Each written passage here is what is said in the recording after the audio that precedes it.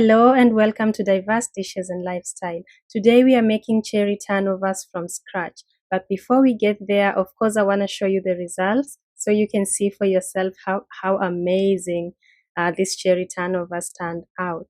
It's a very short and sweet recipe, but at the same time, it's a step-by-step guide. So please stay tuned.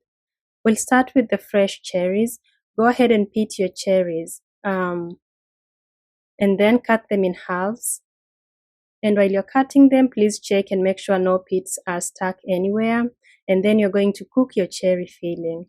Add sugar, salt, lemon juice, and cook it for a moment until they release their juice, and then thicken with cornstarch and finalize that with butter. I have the ingredients listed in the description box. For the crust, I'm using a dough that I already made and put in my fridge, and I have the recipe linked here. In case you want to see how I made my crust, please do check out that video. It's also very short, and it's the same recipe that I use for my pies too. So go ahead and roll out the dough, and then you're going to cut it into, I would say, rectangles rather than squares. And then you will create your cherry turnovers. Yeah, so I'm using my pizza cutter here. It's really helpful and in handling the dough.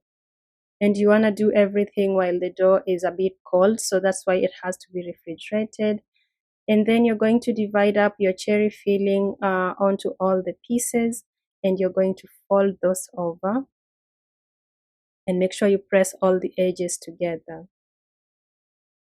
Do the same with all the other pieces. As you divide up your cherry filling, do not overfill the turnovers because they're going to flow out.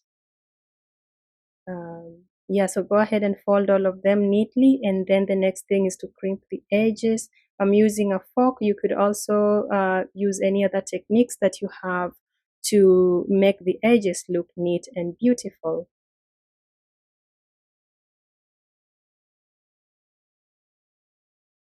The fork might get stuck in the dough a little bit. Just pull it out neatly, or you could dip it in flour and continue shaping your turnovers.